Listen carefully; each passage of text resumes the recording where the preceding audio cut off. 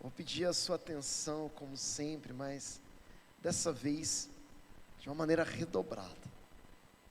Porque se a gente perder o gancho, ou como os antigos diriam, o fio da meada, aí o seu entendimento vai ficar bem confuso a respeito desse tema.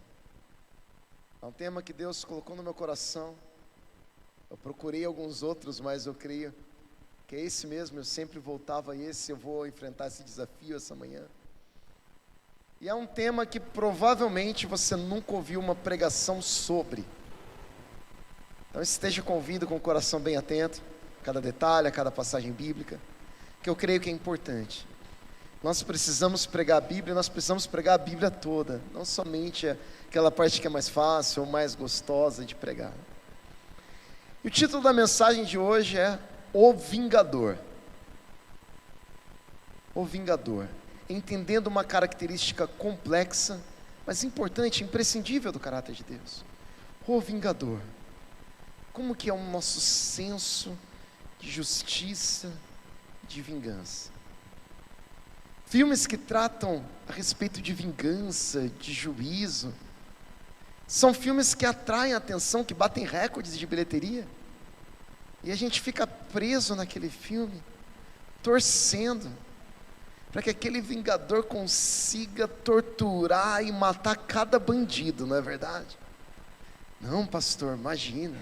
Vamos ser sinceros, a gente fica. Aí tomara que ele pegue, aí matou, mas matou muito rápido. Você vai assistindo aquele filme, o filme começa com atrocidades, com injustiças, e você fica indignado com aquelas atrocidades e injustiças. E aí se levanta um herói. E quem é esse herói? O justiceiro, o vingador. E aquele justiceiro, ele se levanta e ele vai atrás de cada um, e ele caça, ele procura. Às vezes tem requintes de crueldade.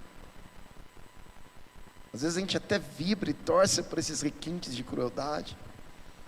E quantos filmes, né? Desde o livro clássico que virou filme, O Conde de Monte Cristo, até os filmes mais recentes, O Justiceiro, Protetor. Tiver vários artistas de ação que a gente gosta, fazem esse tipo de filme. O Rambo, para quem tem mais de 40 anos, né? Na hora que ele se vinga dos Vietnã, de Vietcong, ele fala, isso, mata essa turma, né? A gente comemora prisões, execuções. Ainda bem que foi preso, que preso mesmo. Bandido, safado, apodreça na cadeia. A gente tem alguns comentários assim, a prisão tem que ser um lugar ruim para ele sofrer, para ele pagar. Ou a gente comemora execuções. Lembra daquele bandido serial que a polícia achou lá no centro-oeste do Brasil e já resolveu o serviço logo? A gente comemorou, né? Eu vi uma vez um videozinho, Tarcísio ali, a polícia da Câmara, e aí tinha os manifestantes. A polícia foi para cima dos manifestantes. Aí eu vi um comentário assim, até que cômico, a pessoa escreveu: Tarcísio, não precisa fazer isso, de ir para cima dos manifestantes, a gente já gosta de você. Uma turma torcendo mesmo, isso, pega a polícia e arrebenta com essa cambada. A gente tem um senso em relação a isso. Tem coisa mais horrível, né, gente? Eu não sei se você já viu alguma coisa assim, mas eu vi um videozinho, um documentário, um recorte, que me embrulhou o estômago. A menininha assim, um pouquinho maior que minha filha, 6, 7 anos. Um barbudão, nojento assim. Vem e beija na boca aquela menina à força. Ela vai para um barco para ser vendida, estuprada. Qual que é o teu senso diante disso? Dá vontade de pegar esse crápula e torturar e matar? Por isso que eu falei para você ficar comigo até o final dessa mensagem. Eu falei que ela ia começar a complicar. Vontade de explodir aquele barco. E o caso do Didi agora? As crianças abusadas, traumatizadas. Deus, que coisa horrível. Isso tem que ser vingado. A gente clama por justiça, não clama? Bem-aventurado aqueles que têm fome e sede de justiça, porque serão saciados. E será que esse senso dentro de nós, por justiça, por vingança, para se levantar um vingador que fala: Deus, eu não aguento mais essa injustiça no mundo. Será que isso faz parte da nossa maldade?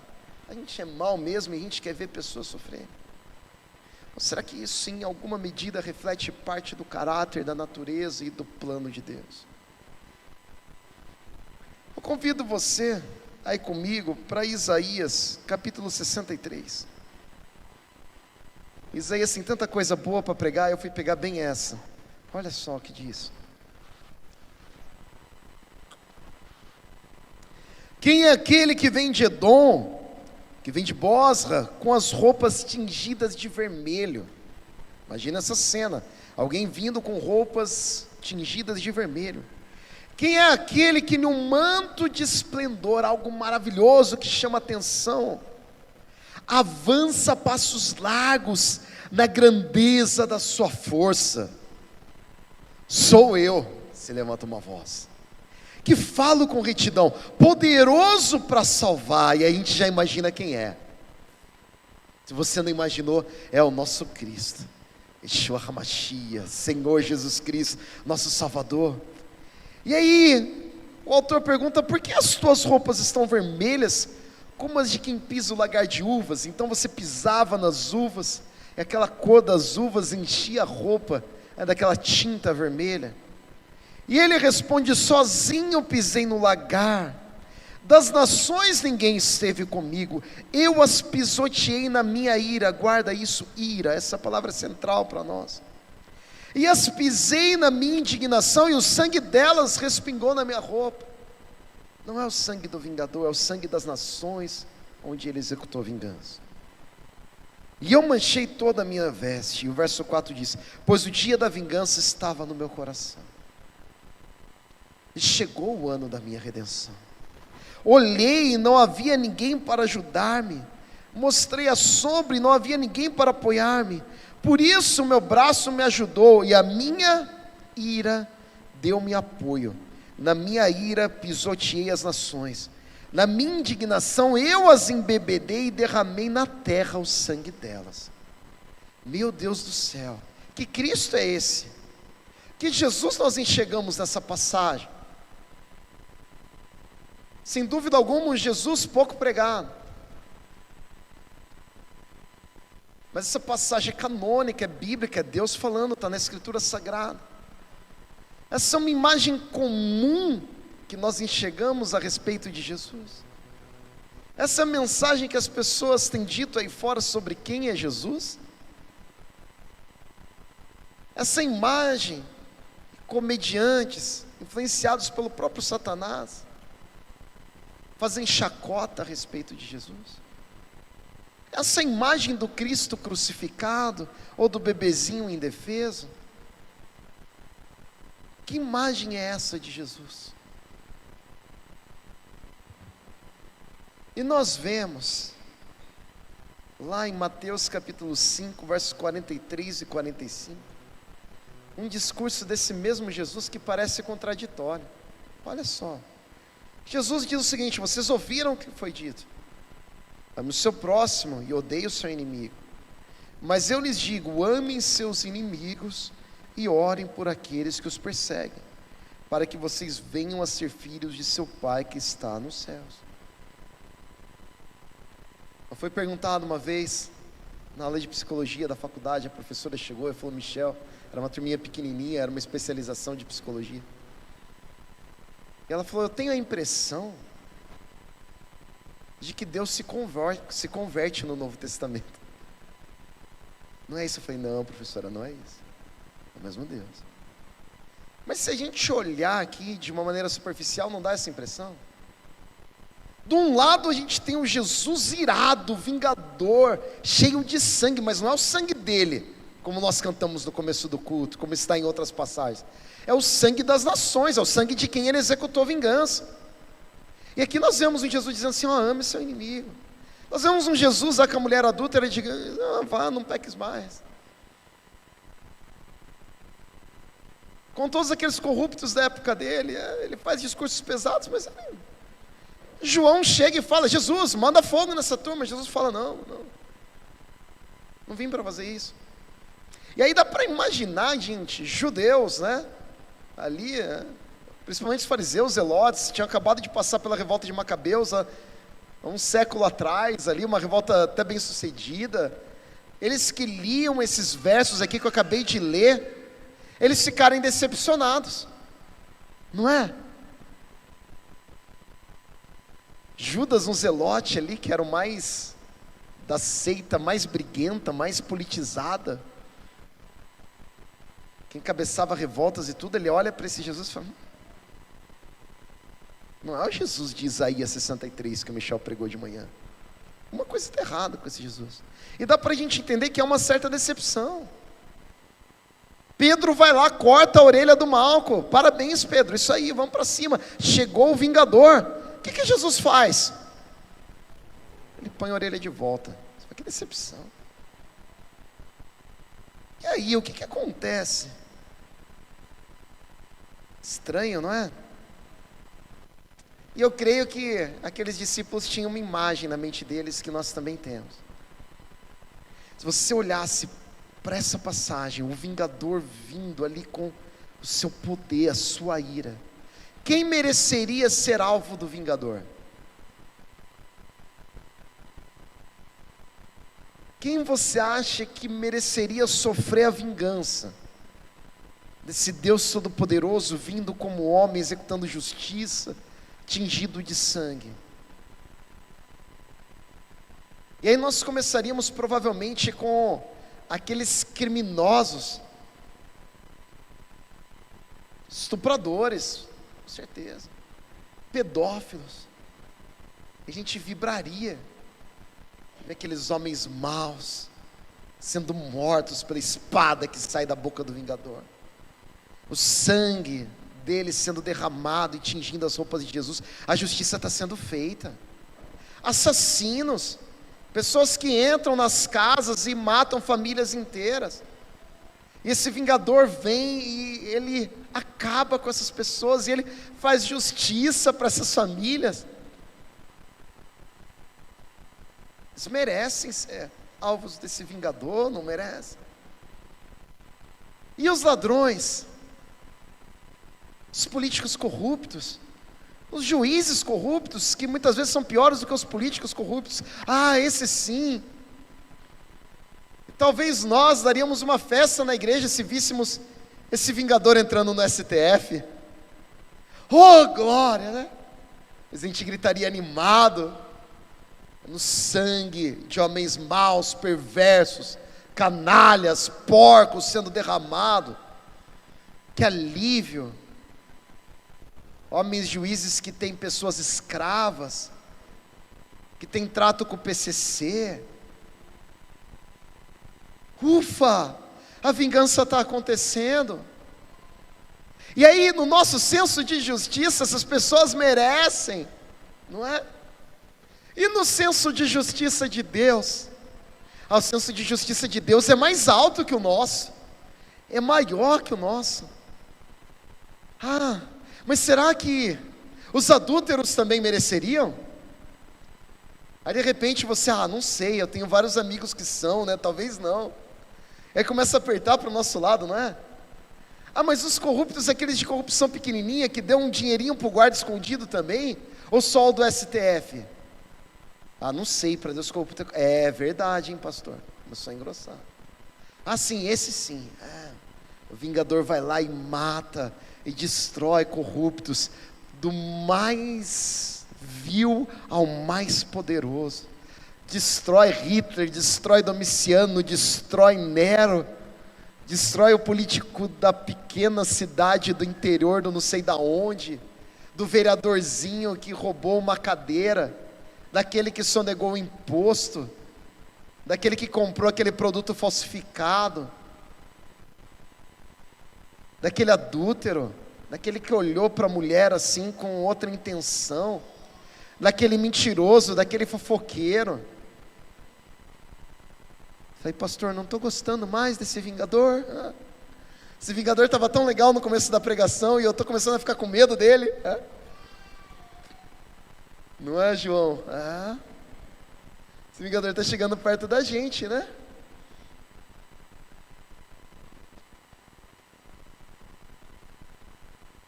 E se Jesus, na sua primeira vinda, ele tivesse vindo como um vingador, quem sobraria?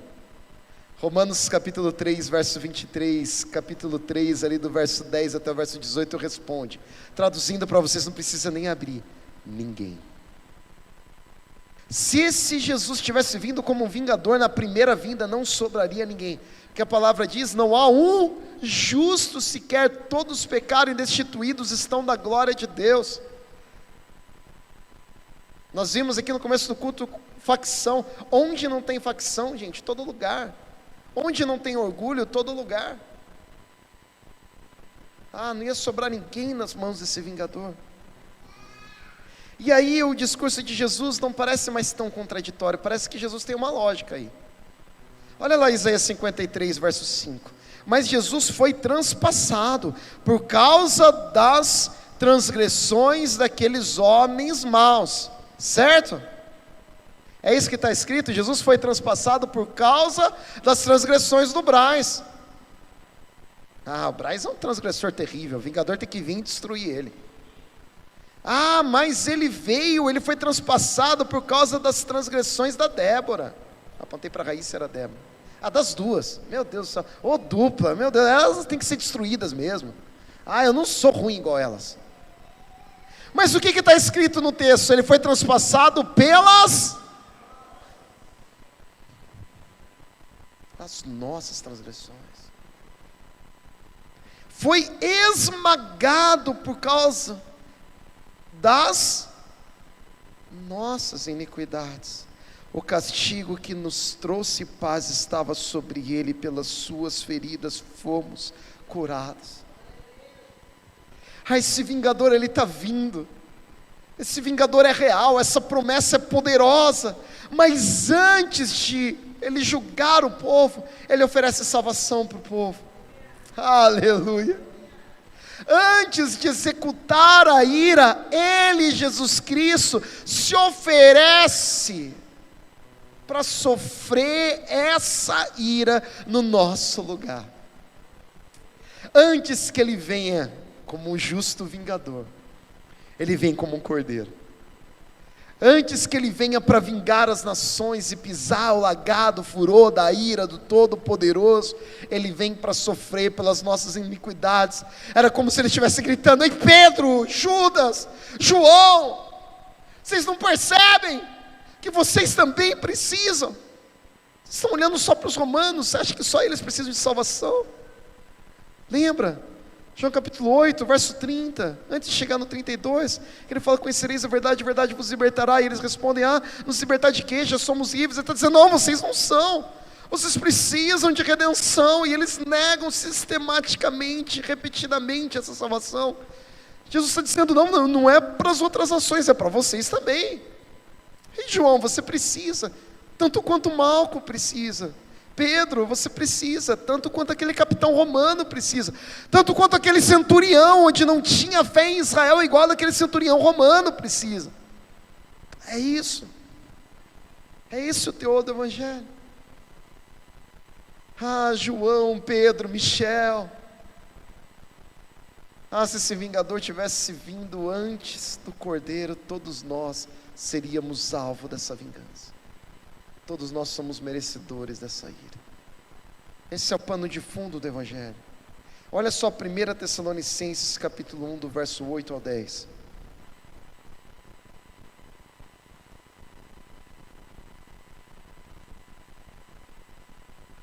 Uma igreja extraordinária como a nossa, glória a Deus. Eu amo muito nossa igreja, Deus tem feito coisas incríveis aqui. Vocês têm se doado para Deus, têm amado Deus, têm recebido a palavra com amor. Porque partindo de vocês, falando para a igreja que estava lá em Tessalônica, Paulo dizendo, propagou-se a mensagem do Senhor na Macedônia e na Caia. O testemunho de vocês foi tão bom em Mogi, que se espalhou por São Paulo, por Orlando e por vários lugares, né? Glória a Deus. Não somente isso, mas também por toda parte tornou-se conhecida a fé que vocês têm em Deus. O resultado é que não tenho necessidade de dizer mais nada sobre isso. Olha o verso 9. Pois eles mesmos relatam de que maneira vocês nos receberam e como se voltaram para Deus, deixando os ídolos a fim de servir ao Deus vivo e verdadeiro. e esperar dos céus seu filho. Aqui falando sobre a segunda vinda. Primeiro ele vem como um cordeiro, para pagar o preço no nosso lugar. E na segunda vinda, a esperar dos céus o seu filho, a quem ressuscitou dos mortos, Jesus, que nos livra da ira que há de vir. Glória a Deus. Aleluia, Jesus. Então essa figura do vingador de Isaías 63, ela não foi invalidada pelo Novo Testamento. Jesus, ou Deus, não se converte no Novo Testamento. Ele é o mesmo ontem, hoje e será eternamente. O que acontece? Um plano de misericórdia e graça é atribuído na primeira vinda de Jesus Cristo. Jesus Cristo decide sofrer a ira e a vingança de Deus em nosso lugar. O cálice da ira de Deus é derramado sobre Jesus Cristo na cruz do Calvário. Ele é a propiciação, ou seja, quem paga o preço no nosso lugar. Esse é o teor principal do Evangelho. E aqui nós vemos, o que nós estamos fazendo é fugindo dessa ira. Olha só, Ele nos livra da ira que há de vir. Glória a Deus. Mas eu preciso pregar sobre isso porque eu creio que muitas vezes o poder, a soberania, a glória, a graça, a majestade de Jesus Cristo tem sido perdida, tem sido diluída, diminuída, desprezada. Ele não é um Deus carente, Ele não é um Deus que está chorando, Ele não é um Deus amiguinho que ficou jogando no canto e fala: ai, por favor, vira meu amiguinho, igual aquela imagem, né? Não, Ele é o Todo-Poderoso. O privilégio de ser amigo dEle é nosso, não é dEle. Para Ele é uma vergonha ser amigo nosso. O privilégio é todo nosso. E às vezes a gente fica pensando que o privilégio é dEle. Ah, Jesus ficou tão feliz hoje, hein? Ah, comigo. Ele ficou mesmo, mas porque Ele é bom demais, né? Porque pela glória dEle, é para Ele ter vergonha de nós, é para Ele se vingar de nós. Mas Ele nos ama de um jeito tão absurdo, tão lindo. E o que nós vemos aqui, não é um Jesus que está pedindo: pelo amor de Deus, me aceite. É um Jesus que está vindo em poder e grande glória. E toda a terra está debaixo da sua soberania, e Ele reina e vai reinar, você querendo ou você não querendo. Esse é o ponto consumado para Cristo. Ele não precisa de você para reinar, Ele não precisa de mim para reinar. Ele já é o Rei, o Deus Todo-Poderoso. Ele vai fazer todas as coisas, Ele vai arrumar todas as coisas. E nós temos que escolher que lado dessa ira nós vamos estar. Eu gostaria que você fosse comigo para Hebreus capítulo 10, no verso 30, que é um elo interessantíssimo do Novo Testamento com esse tema de um Deus vingador.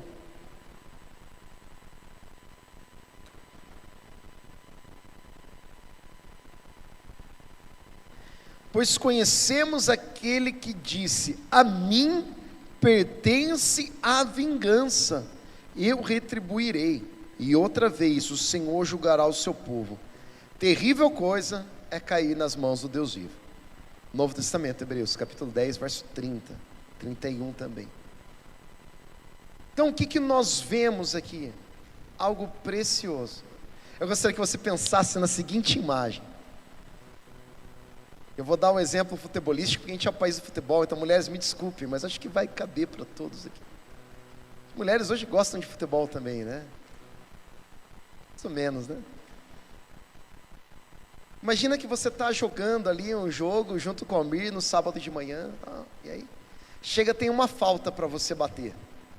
Seu time ali está precisando da vitória. Porque, por honra, né? Não tem um prêmio assim, mas é legal ganhar. O time está precisando da vitória. Aí você vai bater a falta lá. Aí bateu o Almir. Não, Almir já, décadas e décadas de futebol, né? Vai lá olhando para a bola. Aí chega. Caramba, quem que está chegando ali? Com seguranças do lado. Chega o Neymar. Aí o Neymar chega e falou: tio Almir, posso bater essa falta? Quem tem mais chance de acertar essa falta, gente? Neymar. Mas assim, comparavelmente, né? Alguém que ganha 1 bilhão por ano para fazer isso, né? 1 bilhão por ano, eu acho que ele vai fazer bem feito. A gente deveria pensar nesses termos que nós pensamos agora. No meu coração, no teu coração, aí a gente é doido para fazer vingança.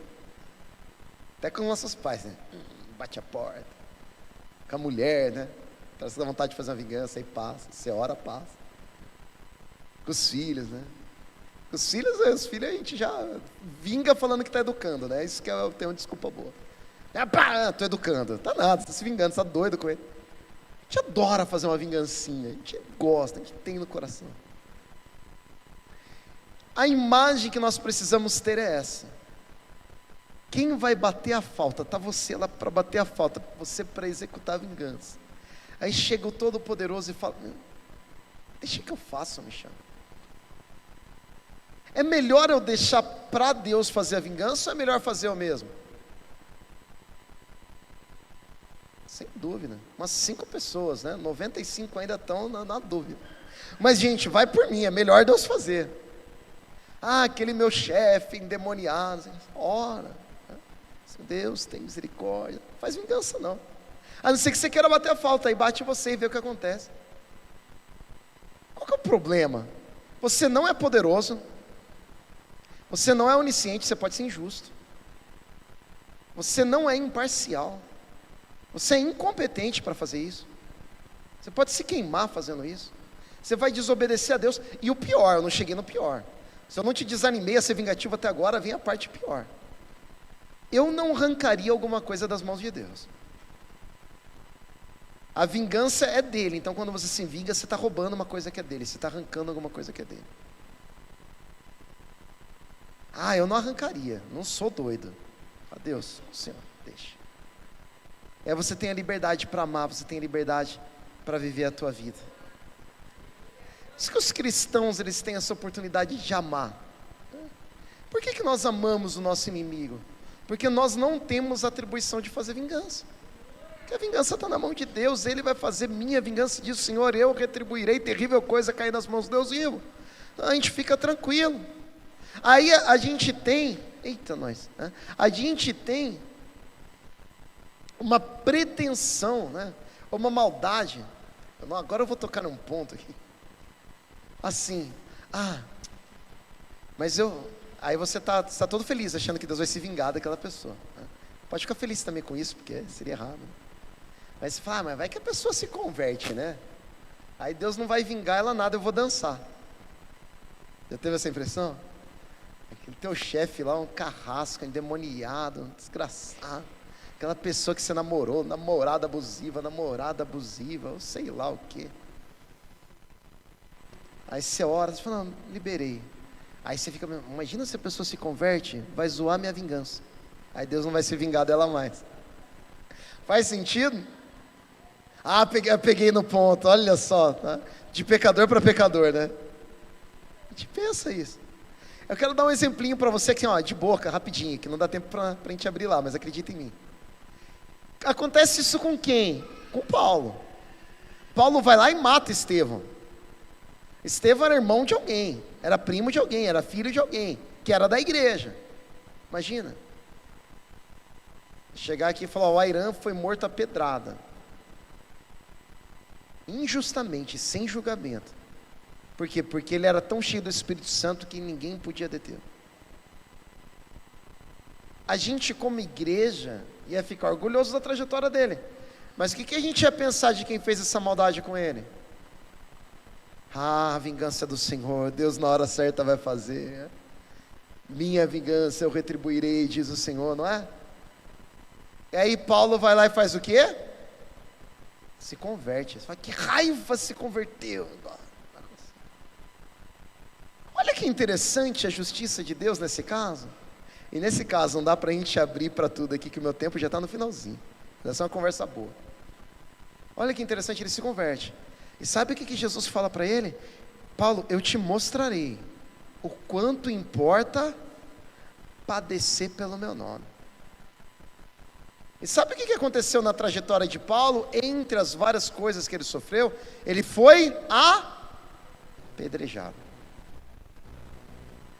O próprio Deus, na hora que ele se converte, fala: você vai pagar pelo que você fez. E ele paga. Interessante a gente pensar nisso, né? Essa justiça de Deus. Ele é salvo, mas ele paga. Gálatas capítulo 6, de Deus não se zomba. Aquilo que o homem plantar, certamente colherá. A gente tem um Deus que governa, a gente tem um justo juiz soberano. Então a gente deve, mais do que se preocupar se ele está executando vingança em quem a gente não gosta, em ficar livre dessa vingança, a gente escapar desse negócio. Eu convido você a se levantar nesse instante. Apocalipse capítulo 19, verso 11 ao 16. Glória a Deus. A gente vive uma vida de perdão e amor, pois confiamos totalmente na justiça do Deus Todo-Poderoso. A gente confia que Ele vai fazer justiça. Apocalipse 19, verso 11 a 16 diz: vi os céus abertos diante de mim, aqui já nas imagens finais do Apocalipse, um cavalo branco, cujo cavaleiro se chama Fiel e Verdadeiro, ou seja, Jesus Cristo. Começamos falando de Jesus Cristo como Vingador, vamos terminar falando de Jesus Cristo como Vingador. Ele julga e guerreia com justiça. Seus olhos são como chamas de fogo, e em sua cabeça muitas coroas, e um nome que só ele conhece e ninguém mais. Está vestido com um manto tingido de sangue, igual em Isaías 63, olha só. Continuando, e o seu nome é Palavra de Deus. Os exércitos do céu o seguiam, vestidos de linho fino, branco e puro, e montados em cavalos brancos. Aqui, quando a gente vê vestido de linho branco, fino, puro, é defendido teologicamente que esse exército celestial não são apenas anjos, mas são também os salvos. Nós estamos aqui dentro desse exército, nós estamos dentro dessa passagem, e aqui o vingador não está contra nós, mas o vingador está conosco. Olha só, tudo na nossa salvação é uma questão de posicionamento. Não é por Jesus, Jesus continua sendo o rei e vai ser rei por toda a eternidade. É por nós. A oportunidade da cruz do Calvário é nos livrarmos dessa vingança, dessa ira. Jesus nos amou tanto que nos deu uma oportunidade antes de executar a vingança. Olha como Ele é maravilhoso. Antes da vingança veio a misericórdia.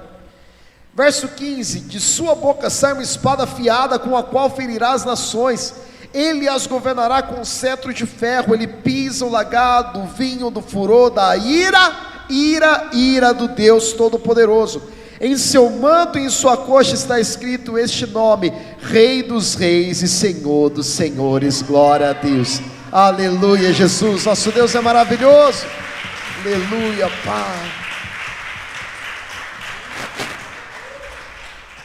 Coloca a mão no teu coração. Senhor, nos ensina a confiar na Tua justiça primeiramente.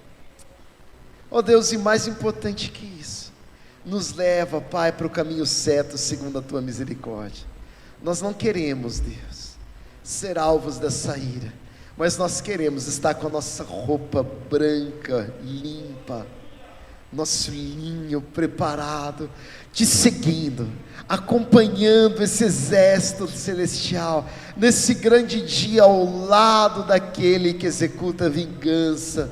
Oh Deus, nós não queremos ser, Pai, objetos dessa ira, mas nós queremos, Pai, nos render e aceitar o Teu sacrifício em nosso lugar, aceitar o Teu sangue e dizer: sim, Pai, eu aceito o que o Senhor fez por mim na cruz do Calvário.